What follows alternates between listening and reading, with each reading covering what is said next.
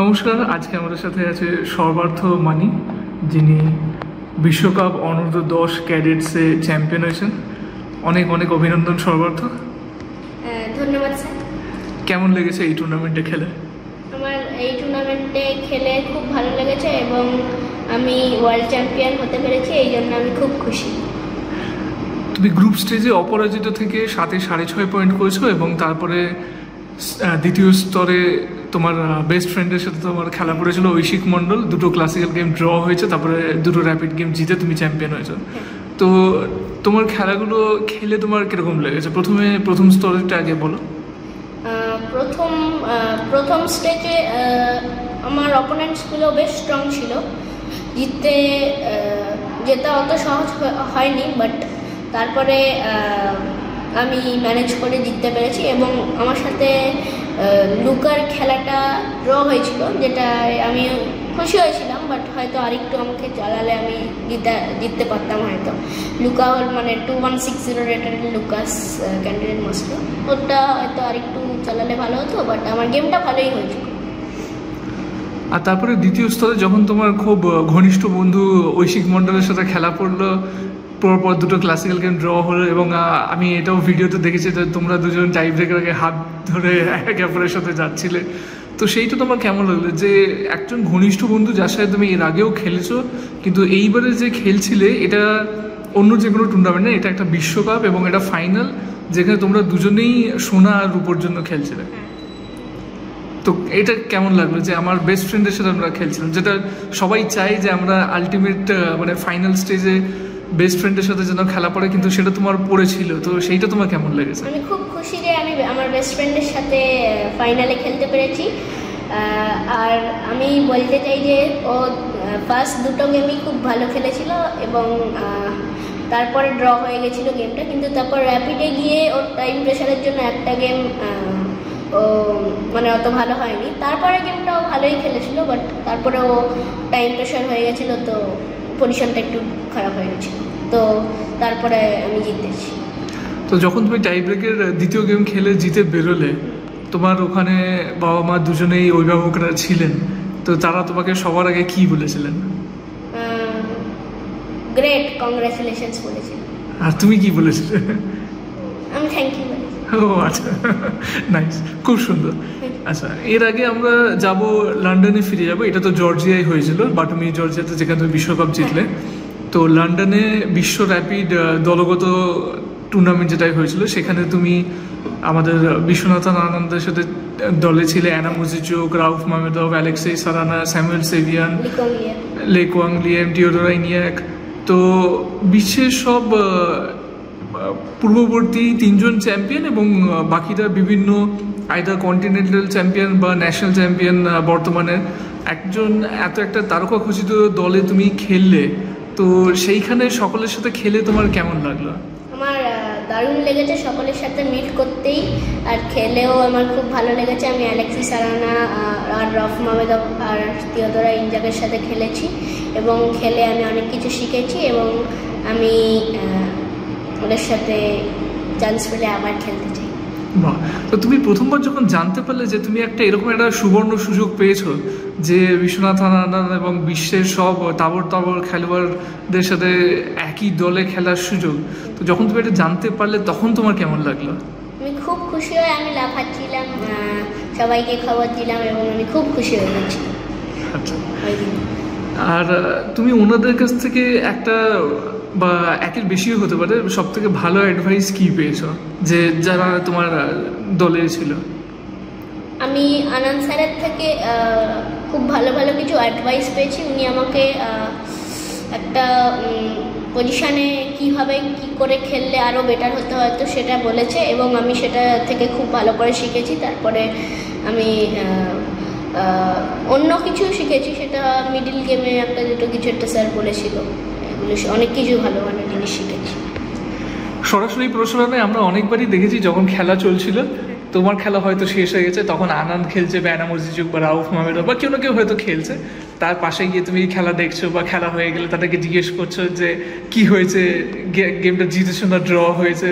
তো সেই জিনিসগুলো তোমার মানে তোমার কি তখনও একটু মনে এটা হয়নি যে হেজিটেশন, যে জিজ্ঞেস করবো কি করবো না, বা তোমার মনে ছিল না আমিও দলের মেম্বার, আমি জিজ্ঞেস করতেই পারি বা দাঁড়িয়ে খেলা দেখতেই পারি? আমি আমি মানে আমি ওদের জিজ্ঞেস করতে একটু ভয় পাইনি, আমার একটু হেজিটেট হয়নি, কিন্তু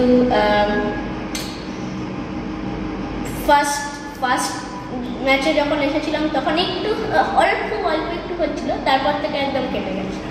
তো ভয়টা কি করে কাটলো? তারপরে তারপরে মানে ভয়টা কাটলো, ওই ওরা আমাদের অনেক কিছু, আমার সাথে অনেক কথা বলছিল এবং তারপরে অনেক কিছু আমাকে বলছিল। তো তারপরে আমি বুঝলাম ভয় পেয়ে কোনো লাভ নেই, আমি হেজিটেট না করে আমি কথা বলে বসি। তো এই যে তিনজনের সাথে তুমি বললে খেলেছো, রাউফ মোহামেডভ, অ্যালেক্সিস সারানা, টিওডোরা ইনিয়াক, তো এই তিনজনের মধ্যে খেলে কোন খেলাটা সবথেকে বেশি তোমায় মজা লেগেছে? আমি অ্যালেক্সিস সারানার সাথে জিতছিলাম, ও তারপরে ভুলে গেছিল, তারপরে হেরে গেছি, বাট আমার তিনজনের সাথে খেলেই খুব ভালো লেগেছে। ওকে, এগুলো কি ব্লিটজ খেলেছিলে তোমরা? হ্যাঁ, ব্লিটজ খেলেছি। 3+2? হ্যাঁ, 3+2। ওকে। ক্যাপ্টেন ছিলেন গ্র্যান্ডমাস্টার এমিল সুতোভস্কি, যিনি অ্যাকচুয়ালি প্রথমে ফিডের সিইও, এবং যিনি আমার মনে হয় প্রথম তোমাদেরকে কন্ট্যাক্ট করেছিলেন এই টুর্নামেন্টের ব্যাপারে। তো ওনার সাথে যখন এর আগেও অনলাইনে অনেক কথা হয়েছে, সরাসরি যখন সামনাসামনি দেখা হলো, আমরা বিভিন্ন ছবিও দেখেছি যে তুমি সুতোভস্কির পাশে দাঁড়িয়ে খেলা দেখছো, সুতোভস্কি তোমার কাঁধে হাত দিয়ে দাঁড়িয়ে আছে। তো আমার খুব ভালো লাগতো, উনি যখন কাঁধে হাত দিয়ে দাঁড়িয়ে থাকতেন আমার খুব ভালো একটা ফিলিং হতো, এবং আমি ওনার সাথে আবার মিট করতে চাই। ওকে। আর একটু আগেই তোমার বাবা মায়ের সাথে একটা সাক্ষাৎকারে আমরা জানতে পারলাম যে এমিল সুতোভস্কি তোমাদের সাথে এখনও যোগাযোগে গেছেন। যে হোয়াটসঅ্যাপ গ্রুপটা তৈরি হয়েছিল, সেই হোয়াটসঅ্যাপ গ্রুপে শুধু সুতোভস্কি নয়, আনন্দ এবং বাকিরাও খুব তোমাকে এখনও পর্যন্ত উৎসাহ প্রদান করে।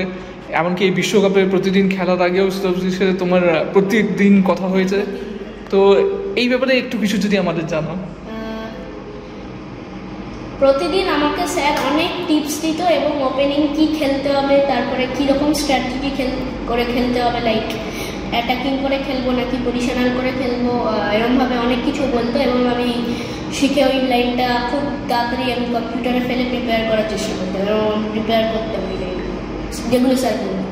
আর এগুলো তোমার খেলাতে সাহায্য করেছে? হ্যাঁ, অনেকগুলোই সাহায্য করেছে।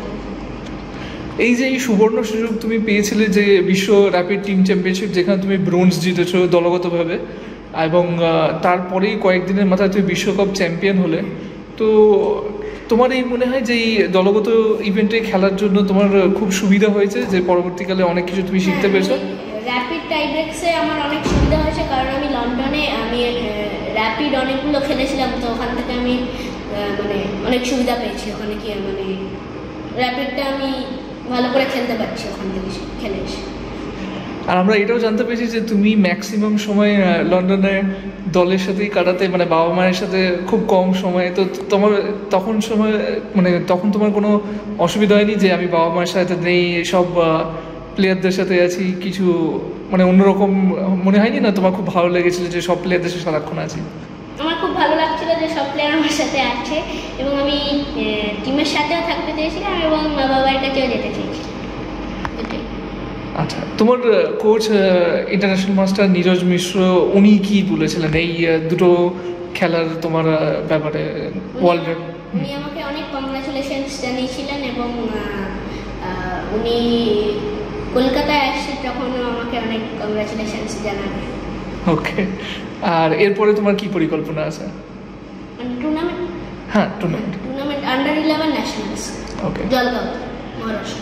আর স্কুল থেকে তোমায় কি বলেছে যে পরপর দুটো বড় ইভেন্টে তুমি একটায় ব্রোঞ্জ পেয়েছো এবং একটায় স্বর্ণপদক পেয়েছো, তো এই ব্যাপারে কি বলেছে? হ্যাঁ, স্কুল থেকে আমাকে সবাই খুব কংগ্রাচুলেশনস জানিয়েছে, সব টিচার, এবং আমি খুব হ্যাপি হয়েছি। এবং আমি আমার ট্রফি আর মেডেলগুলো আমি আমার প্রিন্সিপাল ম্যাডাম